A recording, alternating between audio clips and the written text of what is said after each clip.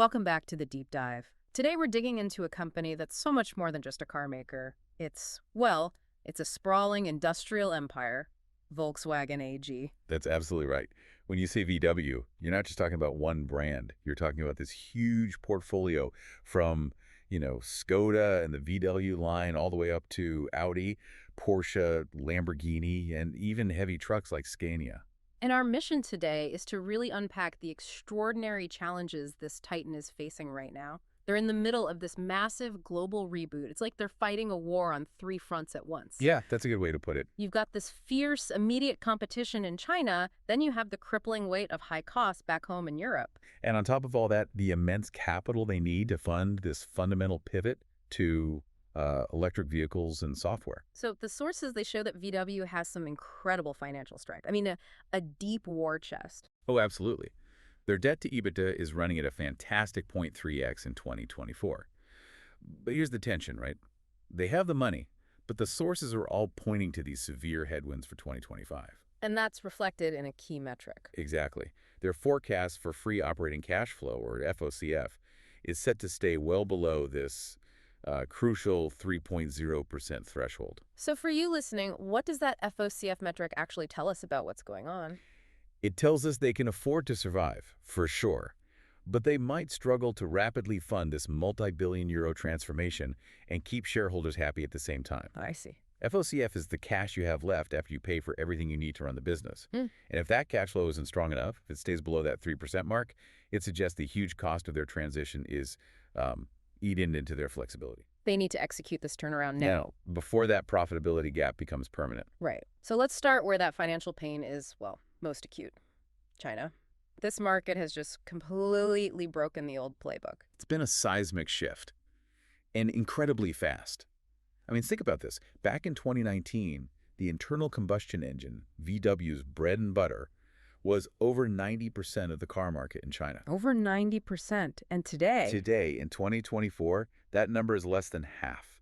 The share of electric and plug-in hybrids has just exploded to over 44%. Then VW was built for that old market. Exactly. That foundation has just crumbled from underneath them. So we're seeing this market shift translate directly into them losing market share with their EVs.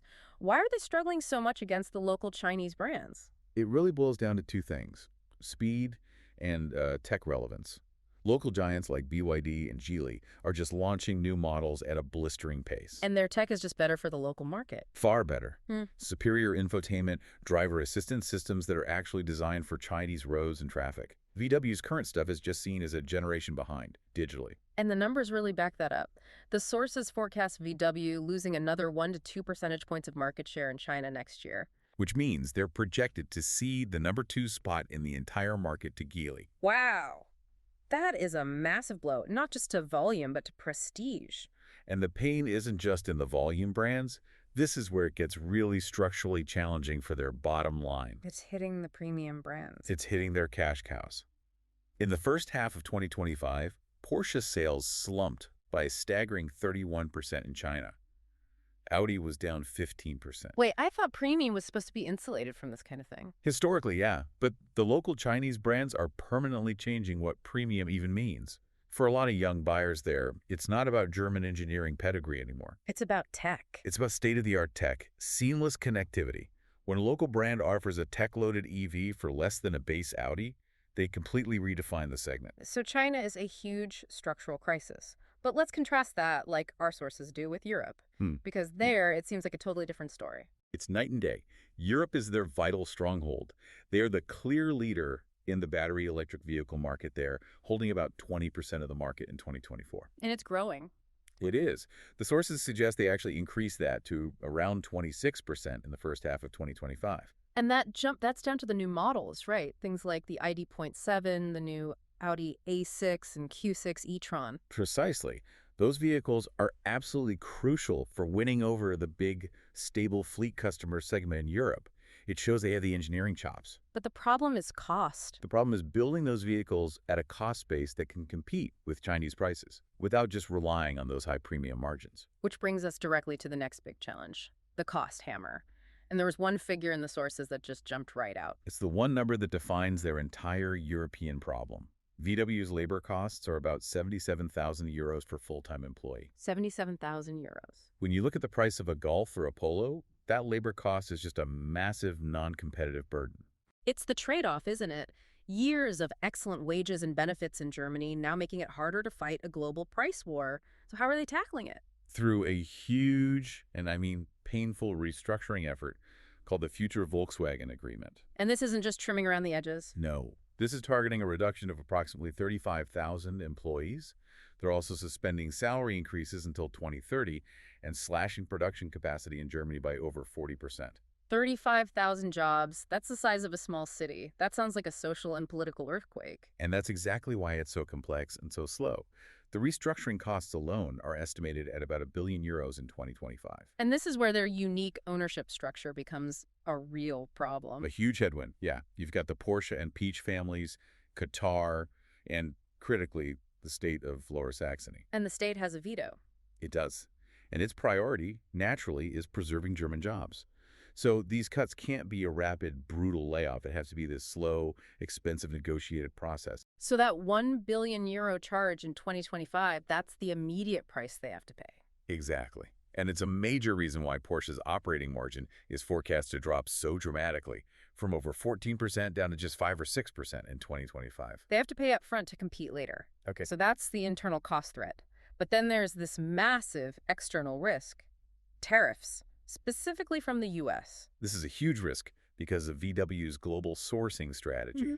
U.S. import tariffs on light vehicles could impact, what, $22 billion worth of their imports annually? 22 billion. And the real problem is that it's mostly their high-end models. It is. The bulk of that value comes from Audis and Porsches, which mostly don't have a big manufacturing footprint inside the United States. So they can't just shift production to get around it. What's the plan? Well, the estimates are that they can only offset about 25 to 30% of the hit.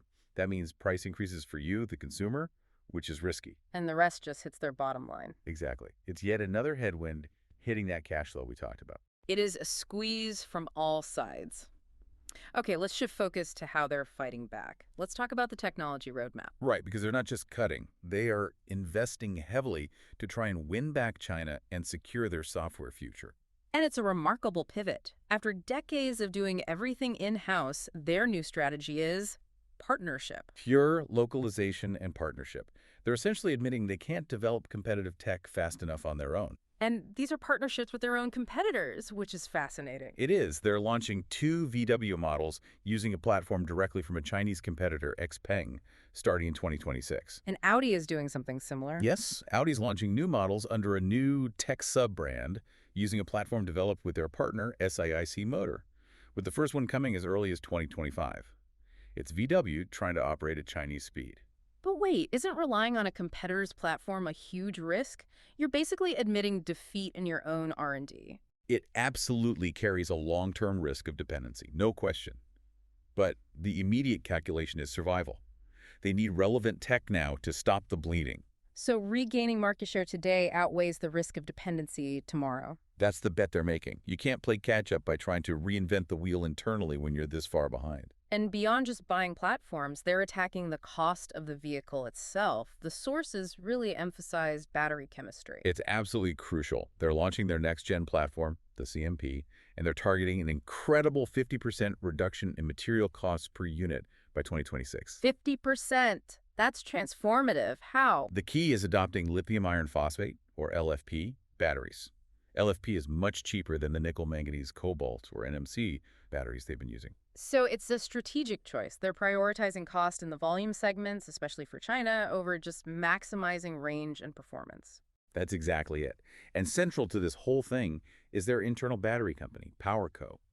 They're ramping up production of a standardized unified cell that can use different chemistries like LFP or NMC. But again, like the restructuring, the upfront cost of doing this is enormous. It is. PowerCo is expected to post operating losses of about €1 billion in 2025 alone as they scale up. It's another huge upfront investment they believe will pay off later. And finally, let's touch on software. The other massive battlefield, the software-defined vehicle.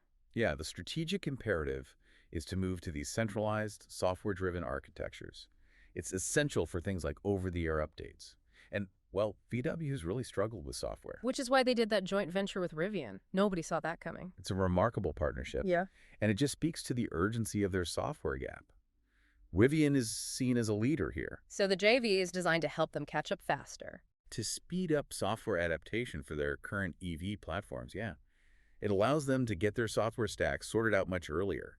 It's a clear signal they'll partner with anyone, even a competitor, to fill these tech gaps. This whole story is just about existential tension.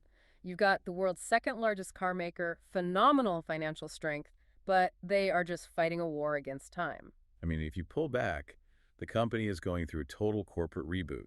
They're trying to slash these high European costs, a slow, politically difficult process. While at the same time funneling billions into Chinese platforms, battery tech via PowerCo, and accelerating software with partners like Rivian. It is a phenomenal juggling act, and the outcome really hinges on them successfully executing all of this by 2026. Which raises a really interesting question for you, the listener.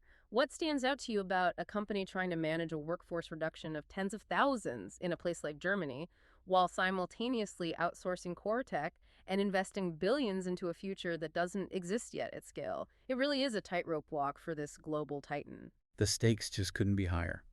Thank you for joining us on this deep dive. If you want to continue following these high-stakes corporate transformations, make sure to select the follow button on your app now. We appreciate your time and look forward to the next deep dive with you.